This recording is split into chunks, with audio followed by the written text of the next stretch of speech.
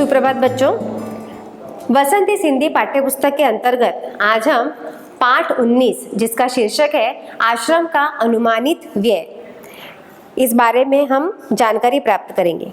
यह पाठ जो है महात्मा गांधी जी इन पर आधारित है। आरंभ में संस्था आश्रम में 40 लोग होंगे। कुछ समय में इस संख्या के 50 हो जाने की संभावना है। हर महीने औसतन 10 अतिथियों के आने की संभावना है। इनमें 3 या 5 सपरिवार होंगे। इसीलिए स्थान की व्यवस्था ऐसी होनी चाहिए कि परिवार वाले लोग अलग रह सके और शेष एक साथ। इसको ध्यान में रखते हुए 3 रसोई घर हो और मकान कुल 50,000 वर्ग फुट क्षेत्रफल में बने तो सब लोगों के लायक जगह हो जाएगी। इसके अलावा 3,000 पुस्तकें रखने लायक पुस्तकालय और अलमारियां होनी चाहिए। कम से कम 5 एकड़ जमीन खेती करने के लिए चाहिए, जिसमें कम से कम 30 लोग काम कर सके। इतने खेती के औजार चाहिए। इनमें कुदालियों, फावड़ों और खुरपों की जरूरत होगी। अनुमानित का मतलब क्या होता है बच्चों? अंदाज लगाना। संस्था का मतलब है आश्रम। अतिथि मतलब होता है मेहमान। औजार का मतलब होता है हथियार। पुस्तकालय का मतलब होता है जहाँ पुस्तकें रखी जाती है। अब इस पाठ में गांधी जी से संबंधित हमें जानकारी बताई जा रही है। महात्मा गांधी ने दक्षिण अफ्रीका से लौटकर, मतलब पहले महात्मा गांधी जो थे वे दक्षिण अफ्रीका में थे। यहाँ पर दिया हुआ है, देखो, दक्षिण अफ्रीका से लौटकर गांधी जी ने अहमदाबाद में एक आश्रम की स्थापना की। उसके प्रारंभिक सदस्यों तथा सामान आदि का विवरण इस पाठ में। मतलब गांधी जी जब दक्षिण अफ्रीका से लौटे तब उन्होंने अहमदाबाद में एक आश्रम की स्थापना की थी। उन्होंने ऐसे स्थापना की थी कि कम से कम उस आश्रम में जो लोगों की संख्या होगी वो कम से कम 50 हो सकती है। शुरू में 40 लोगों के रहने का उनका एक अनुमान था, मतलब संभावना थी। गांधी जी ने स्वयं आश्रम के अनुमानित खर्च का विवरण लिखा, मतलब उन्होंने उसके बारे में जानकारी निकाली। आवश्यक सामग्रियों की सूची बनाई। उस आश्रम को बनाने के लिए उन्होंने सबसे पहले सूची बनाई। आश्रम में हर माह 10 अतिथियों के आने की संभावना थी। मतलब हर माह कम से कम कितने अतिथि आएंगे? तो 10 अतिथि आने की उनकी संभावना थी। उसमें से कुछ सपरिवार भी हो सकते हैं, मतलब कि उनमें से 3 या 5 जो होंगे वो सपरिवार भी हो सकते हैं। सपरिवार मतलब अपने परिवार वालों के साथ भी वे रहने के लिए आ सकते हैं। अतः गांधी जी ने आश्रम में 3 रसोई घर और 50,000 वर्ग फुट क्षेत्रफल के मकान बनाने की आवश्यकता महसूस की, क्योंकि इतने लोग अगर एक महीने में आते हैं तो उतनी जगह तो लगेगी और उतने रसोई घर तो होने ही चाहिए। इसके अतिरिक्त तो उन्होंने और क्या सोचा? 3,000 पुस्तकें रखने के लिए एक पुस्तकालय और अलमारियों की जरूरत थी, क्योंकि उन्हें पुस्तक पढ़ना भी बड़ा पसंद था। तो रुचि के लिए उन्होंने एक पुस्तकालय भी खोला था। इस तरीके से उन्होंने जमीन के लिए भी सोचा। खेती योग्य कम से कम 5 एकड़ भूमि की जरूरत थी। मतलब उन्होंने उससे संबंधित खेती के बारे में भी कितनी एकड़ जमीन उन्हें चाहिए थी? कम से कम 5 एकड़ जमीन के बारे में उन्होंने सोचा था, जिस पर 30 लोग काम कर सके। ऐसी जमीन जो 5 एकड़ हो और उसमें 30 लोग काम कर सके। खेती और बढ़ईगिरी के लिए औजारों की भी जरूरत थी। अब खेती अगर करनी है तो उसके लिए औजार तो चाहिए, जैसे कुदाल, फावड़ा, खुरपे, इन सब की जरूरत, क्योंकि अगर ये चीजें नहीं रहेगी तो खेती कैसे करेंगे? तो खेती करने के लिए उन्हें औजार तो चाहिए। तो इस तरीके से उन्होंने सोचा कि कुदाल, फावड़ा, खुरपी, इस तरीके के अगर औजार अगर हम लोग लेते हैं तो 30 लोग सहजता से खेती कर सकेंगे। बढ़ईगिरी के निम्नलिखित औजार भी होने चाहिए: 5 बड़े हथौड़े, 3 बसूले, 5 छोटी हथौड़ियाँ, 2 आयरन, 3 बम, 10 छोटी बड़ी छेनियाँ, 4 रंदे, 1 सालनी, 4 केतिया, 4 छोटी बड़ी बेदनियाँ, 4 आरियाँ, 5 छोटी बड़ी संडासियाँ, 20 रतल कीले छोटी और बड़ी, 1 मोगरा लकड़ी का हथौड़ा, मोची के औजार। मेरे अनुमान से इन सब पर कुल 5 रुपया खर्च आएगा।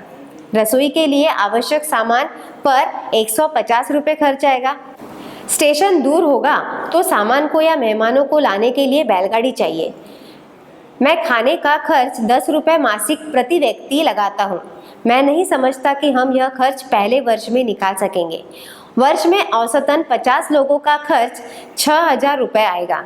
मुझे मालूम हुआ है कि प्रमुख लोगों की इच्छा यह है कि अहमदाबाद में यह प्रयोग 1 वर्ष तक किया जाए। यदि ऐसा हो तो अहमदाबाद को बताया गया सब खर्च उठाना चाहिए। मेरी मांग तो यह भी है कि अहमदाबाद मुझे पूरी ज़मीन और मकान सभी दे दे, तो बाकी खर्च मैं कहीं और से या दूसरी जगह जुटा लूँगा। अब चूंकि विचार बदल गया है, इसीलिए ऐसा लगता है कि 1 वर्ष का या इससे कुछ कम दिनों का खर्च अहमदाबाद को उठाना चाहिए। यदि अहमदाबाद 1 वर्ष के खर्च का बोझ उठाने के लिए तैयार ना हो तो ऊपर बताए गए खाने के खर्च का इंतजाम मैं कर सकता हूँ। चूँकि मैंने खर्च का यह अनुमान जल्द ही में तय किया है, इसीलिए यह संभव है कि मुझमें छूट गई हो। इसके अतिरिक्त खाने के खर्च के सिवा मुझे स्थानीय स्थितियों की जानकारी नहीं है, इसीलिए मेरे अनुमान में भूलें भी हो सकती हैं। यदि अहमदाबाद सब खर्च उठाए तो विभिन्न मदों में खर्च इस तरह होगा। यहाँ पर दिया हुआ है बच्चों, अहमदाबाद में स्थापित आश्रम का संविधान स्वयं गांधी जी ने तैयार किया था। इस संविधान के मसवीदे से पता चलता है कि वह भारतीय जीवन का निर्माण किस प्रकार करना चाहते थे। अब अहमदाबाद में गांधी जी ने जो आश्रम बनाया है, उस आश्रम का संविधान जो था वो गांधी जी ने ही तय किया था। आगे गांधी जी ने खेती तो उन्होंने सोची थी, खेती के लिए जमीन भी सोची थी। उस खेत में मतलब उस जमीन में कम से कम 30 लोग काम कर सकेंगे, इतनी जमीन उन्होंने सोच रखी थी। अब उस जमीन के लिए औजार चाहिए, उसके बारे में भी उन्होंने सोचा था। उसके साथ साथ उन्होंने और कौन से यंत्र सोचे थे, जैसे 5 बड़े हथौड़े हैं, उसके बाद छेनियाँ है, आयरन है, बेदनियाँ है, केतिया है, आरिया है, कीले छोटी बड़ी, एक मोंगरा मतलब लकड़ी का हथौड़ा। ये सारे जो चीज़ें हैं ये वहाँ पर चाहिए। ये सारे औजार अगर होंगे तो वो सहजता से खेती कर पाएंगे। गांधी जी का यह भी अनुमान था कि इन सब चीज़ों पर कुल 5 रुपया खर्चा होगा। रसोई के आवश्यक सामान पर कम से कम कितना रुपया खर्चा होगा? 150 रुपया खर्च होने की उनकी उम्मीद थी। सामान और मेहमानों को लाने के लिए उन्होंने सोचा था कि एक बैलगाड़ी भी होनी चाहिए। उसमें कम से कम 50 लोगों के भोजन पर वार्षिक खर्च जो था, मतलब साल भर का जो पूरा खर्च था वो कितना होगा? 6,000 रुपये होने की संभावना थी। मतलब ये सारे चीज़ों का उन्होंने अनुमान लगाया था कि औजार के लिए कितना पैसा लगेगा, खाने के लिए कितना पैसा लगेगा, मेहमानों को लिए अगर हम बैलगाड़ी भेजते हैं तो उसके लिए कितना खर्चा आएगा। सिर्फ उन्होंने एक अनुमान लगाया था। प्रमुख लोगों की इच्छा थी कि 1 वर्ष तक यह प्रयोग अहमदाबाद में हो और सारा खर्च अहमदाबाद उठाए। गांधी जी की भी यही मांग थी, क्योंकि गांधी जी इतना पैसा खर्चा नहीं कर सकते थे। तो गांधी जी और बाकी लोगों की भी यही इच्छा थी कि थोड़ा बहुत खर्चा जो है वो अहमदाबाद वालों ने भी उठाना चाहिए। यदि अहमदाबाद जमीन और मकान दे भी दे तो अन्य खर्चा वे लोग कहीं और से जुटा लेंगे। लेकिन विचार बदल जाने के बाद उन्हें ऐसा लगता है 1 वर्ष तक का खर्च अहमदाबाद को ही उठाना चाहिए। फिर भी यदि अहमदाबाद तैयार न हो तो वे खाने के खर्च की व्यवस्था कर सकते हैं। मगर गांधी जी कहने लगे कि अगर ठीक है, अहमदाबाद अगर तैयार होता भी नहीं है तो कम से कम मैं लोगों के खाने का इंतजाम कर सकता हूँ। गांधी जी आगे लिखते हैं, जल्दी में तैयार किए गए खर्च के अनुमान में संभव है कि कुछ मेरे से कोई चीज़ छूट गई हो या मेरे से कुछ गलती हुई हो, क्योंकि इंसान है, इंसान से तो गलती होती ही है। पर गांधी जी में एक खास बात यह थी कि वे अपनी गलती जो थे वे मानते भी थे। इसलिए उन्होंने पहले ही कह दिया कि मैंने जो ये अनुमान लगाया है, मैंने जो ये लिस्ट बनाई है, तो इस लिस्ट में मुझसे कोई गलती भी हो सकती है, कोई चीज़ भी मुझसे छूट सकती है। यदि अहमदाबाद सारे खर्च उठाए तो विभिन्न मदों में खर्च इस प्रकार के होंगे, ऐसा इसमें गांधी जी लिखते हैं। अब जो लिस्ट थी उसमें क्या बताया था, देखिए यहाँ पर दिया है किराया। किसका किराया? बंगले का। बंगला और खेत की ज़मीन, मतलब उन्होंने जो बंगला और खेत लिया के लिए जो ज़मीन, उसका उन्हें किराया तो देना ही होगा। उसके बाद किताबों की अलमारियों का खर्च। अब किताबों के लिए जब वे अलमारी बनाएंगे तो उसका खर्च भी आया। बढ़ई के औजार आ गए, मोची के औजार आ गए। उसके बाद चौके का सामान, एक बैलगाड़ी या घोड़ा गाड़ी। 1 वर्ष के लिए खाने का खर्च 6,000 रुपया, मतलब 1 वर्ष के लिए 6,000 रुपये का खर्च उन्हें था। मेरा ख्याल है कि हमें लोहार और राजमिस्त्री के औजारों की भी ज़रूरत होगी। दूसरे बहुत से औजार भी चाहिए, किंतु इस हिसाब से मैंने उनका खर्च और शिक्षण संबंधी सामान का खर्च शामिल नहीं किया है। शिक्षण के सामान में 5-6 देशी हथकरघों की आवश्यकता होगी। गांधी जी ने यह सारे जो चीज़ें हैं, इन सारी लिस्ट में ये सारे बातें उन्होंने वहाँ पर लिखी थी। और आगे उन्होंने यह भी कहा कि लोहार तथा राजमिस्त्री, लोहार मतलब आपको तो पता है ब्लैक स्मिथ जो लोहे की चीज़ें बनाता है, तो उसकी भी उन्हें कहीं तो भी ज़रूरत पड़ेगी, परंतु उन्होंने उसका खर्च उसमें शामिल नहीं किया था।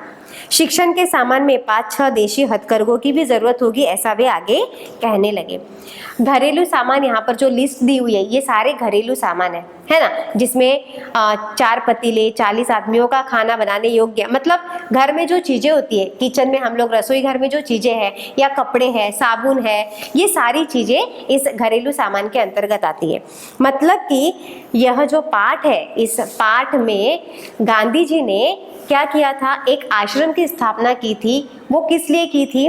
उस आश्रम में वे लोगों के बारे में उन्होंने सोचा, मतलब कि उन्हें भारतीय जीवन का निर्माण करना था, और उन्होंने भारतीय जीवन का निर्माण किस प्रकार किया है वह उसकी जानकारी इस पाठ में हमें बताई गई है। तो इस तरीके से यह पाठ यहाँ पर समाप्त होता है। धन्यवाद।